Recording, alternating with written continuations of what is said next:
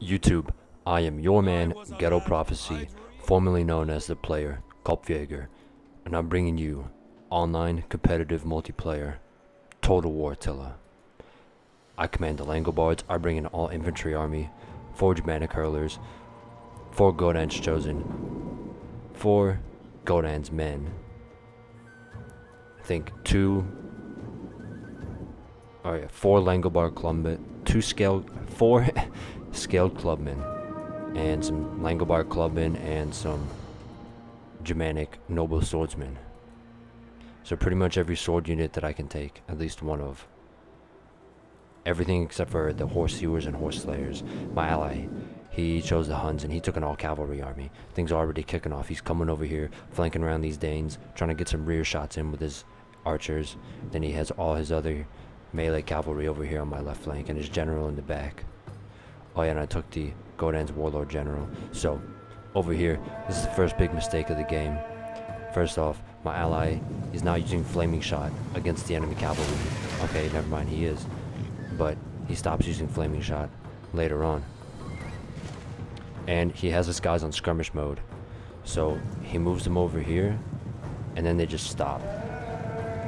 See, they're on skirmish mode right now. They're just bugging out. He gave them a movement order, but since they're on skirmish mode, they're just trying to move directly away from this unit. So they just keep trying to run into the wall, so they get caught and die. That's why if you're gonna micro your skirmish units, take skirmish mode off. If you're not gonna micro your skirmish units, skirmish mode will generally help. They'll at least try to run away. It won't always keep your guys from getting caught, but it's better than just having them stand there. So I'm trying to decide who to attack right now. I'm trying to decide whether I should go after the Danes, whether I should go after the Ostrogoths. Eventually I decided to go after the Danes, mainly because they're closer, and 2 because the Danes cavalry is all chasing my allies cavalry. So the Danes army is not his whole army here. I could easily run over this infantry force, but I've not made that decision yet. Here we go. I've made that decision now, so let's see what's going on over here. Looks like he's gonna catch more horse archers. Yup. He gets into the light bow cavalry with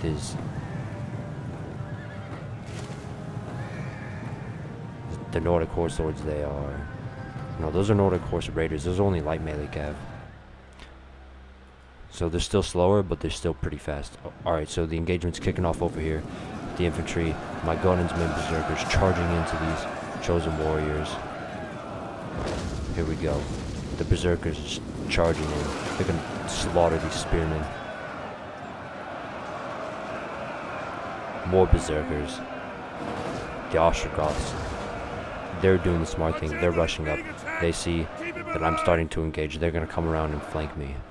So my ally, he's moving his cavalry around to flank the Ostrogoths because I have no cavalry. And it looks like most of the bow cav has been caught and is being killed. So that's not good. So right now, I'm winning this infantry engagement pretty well, but I'm just standing here getting shot like an idiot, and I'm not moving these units over here on my left flank. I need to move them more to my right flank, so that way they can actually support. You know, they're not doing anything over here. There's no cavalry. There's nothing. Okay, well there is some cavalry, but they're over here. They have to stay there to counter my allies' cavalry, because if they move, he can just run in and get free charges into the back of his line. So these units holding here are doing absolutely nothing. I could be using them to flank around, so my berserkers are starting to break through the Nordic spearmasters. But unfortunately, because they are berserkers and they are in berserk mode, I cannot control them. They're doing whatever the fuck they want. But if they get stuck in, they're very efficient, because when they're berserk mode, they will not run away, and they have unlimited stamina, so they become fresh. If you have an exhausted unit that goes berserk, it instantly turns fresh. So right now I have my slingers trying to do some damage against these Germanic crossbowmen. But here I'm screwed. He has all this cavalry just coming into my back. Now the thing with the Langobards, which makes their all infantry army so bad, is that none of their infantry has javelins. Not a single one. So I can't really do anything against cavalry. And see here, this is one of the big problems with Berserk mode. He's gonna get these free charges. If I could control this unit, it wouldn't be anywhere near here. And they're not even gonna try to fight this cavalry. So he's just gonna get surrounded and killed. Same with this unit. This unit broke through, slaughtered the unit it was fighting, but now it's just gonna get run over by horses because I cannot control it. So that's the problem with Berserk mode, is that you cannot control it. But when they're stuck into blobs like this, they do so well. They're just gonna get kills and kills, and they will fight forever. They will not run away. So my ally, he's got all his cavalry over here. He needs to charge in. He needs to hit these pikes in the rear. He needs to hit these cavalry. He needs to hit that artillery. That should have been done a long time ago. Okay, well, it's out of ammo, so he can ignore that now. He needs to kill that CAV, hit all these units in the rear with his CAV. I don't know what he's doing. So they're breaking through my middle. My right flank still holding out. My left flank still holding out. So I finally bring all these units that were over here on the left. I'm bringing them over towards the middle. So my ally, he's blobbing up his cavalry. This is really bad. In all the Total War games, you never really want to blob, ever. And especially not in Attila, and especially not with your cavalry.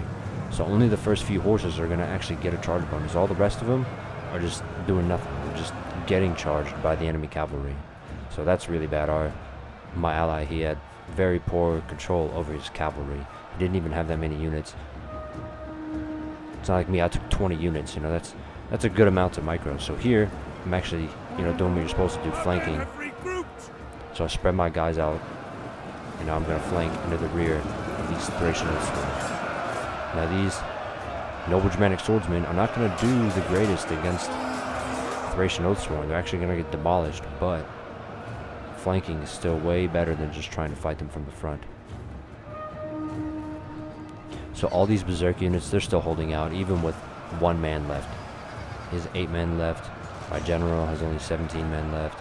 These guys are just standing there, unable to be controlled because they're in Berserk. My ally is just running around, doing nothing with a whole lot of cavalry. He could be charging so much stuff. So he could have killed his crossbows ages ago. He could be charging so much stuff with all these cavalry. These are elite. These are no cores, so these guys are super elite hunting cavalry with axes. So do they have, I think they have axes in close combat. I'm pretty sure. They have bows right now. So here, he does the good thing. He gets a rear charge, but he only needed 1 unit to do that. The rest of his units needed to be charging here, charging the rear of the pikes, charging that cavalry, charging down these crossbows. We definitely could have won this game for sure if my ally was microing his cavalry better. I certainly made some mistakes, but I tied down almost all the enemy units, and I was doing tons of damage. My infantry are still fighting. Killed a lot of them too. So I definitely did my part. And unfortunately, my ally was unable to support me with his cavalry, as well as we needed to win the battle. So as you can see, they don't have much left.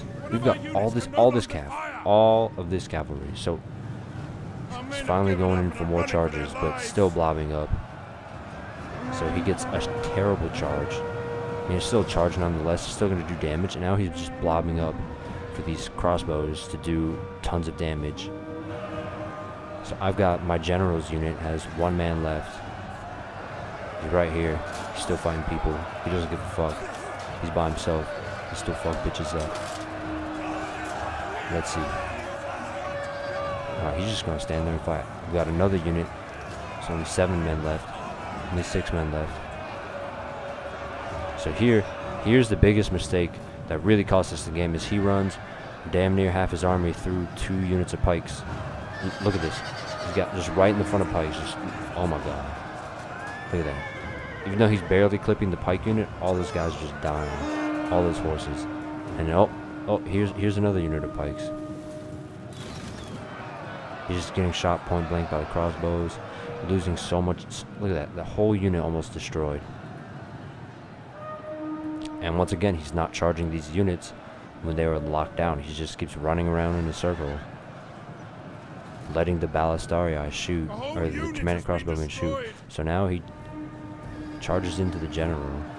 It looks like he gave an order to the Germanic crossbowmen because the Nulcor is losing really bad against the Royal Sayones. And he's pulling these cavalry back to do, hopefully to flank or something, I don't know.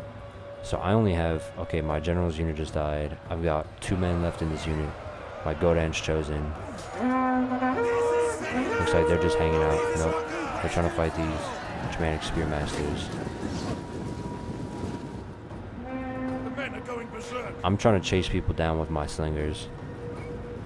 I'm trying to get rear charges. So this, if this was a closer game, slingers with no ammo are still useful. You don't just want to throw your missile units away once they're out of ammo. You still want to keep them safe and alive because they can do things. Simply having more men on the field will give you more balance of power and will keep your morale up.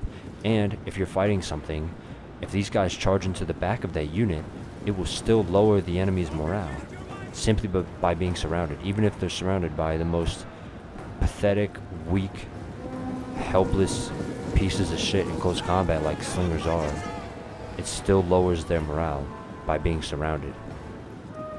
So here, we're going to get a peasant fight between the honor group crew and my Germanic hurlers.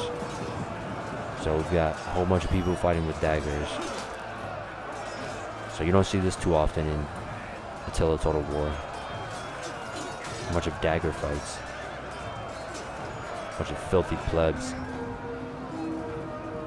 So here we have cavalry, and no, those are running away cavalry. Here we've got Thracian Oathsworns, Germanic Spearmasters coming in the fight. So my slingers are just going to die. They're not going to do anything against those guys.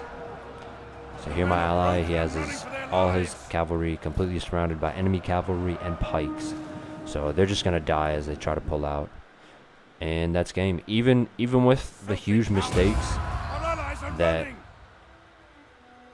mostly my ally made, and myself included, but the biggest ones were definitely my ally made. They still didn't have that much left, as you saw. They had relatively little left. So, see, that's what I'm talking about. Those Germanic crossbows, they got so many kills because he just never went in to kill them. He just let them get free shots. These pikes, 47 kills on super expensive tier 1 cavalry units of the Huns. So as you can see, some of my units didn't do shit. Like these 2 scaled clubmen, 1 kill and 0 kills. My noble Germanic swordsmen didn't do much, nor did my Langobard clubmen. The Langobard clubmen are pretty cheap. But for the most part, my Godan's men and my Godan's chosen got good kills on high value units like chosen warriors, Germanic spearmasters, elite Nordic warriors, things of that nature. Thracian Oathsworn, other stuff like that. Some cavalry kills in there. So I got a good amount of kills. Even my slingers are doing a decent job. The Danes, yeah, see, I charged into the Danes. His infantry just kind of got fucked up. Well, except for his general, because his general got to surround my one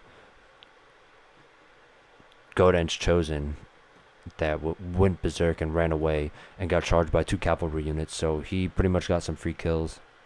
But his main line of infantry, these guys, his chosen warriors and his Nordic spearmasters, they just got ran over. It was my mistake just kind of sitting there in a tight formation, letting his large onager get kills, but it wasn't anything game changing. 150 kills is a lot, but large onager is also really expensive. I'm pretty sure it's over 1,000, so to me, that's not that big of a deal. If it was like this cheap Nordic horse raider getting 151 kills, then it'd be a big problem. But it wasn't. It was an expensive unit, so that really wasn't that big of a deal. It was his cavalry. His cavalry got pretty good kills because he got nice rear charges into my unprotected flanks because my ally wasn't protecting me with his cavalry. The Ostrogoths, yeah, we already went over them. Cavalry, tons of kills.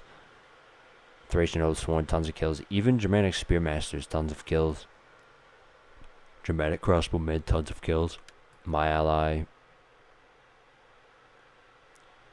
Two of his horse archers got good kills, and one of his melee two of his melee cav got good kills. All the rest of them just didn't really do much. Anyways, good game to my opponents, and there are more videos to come.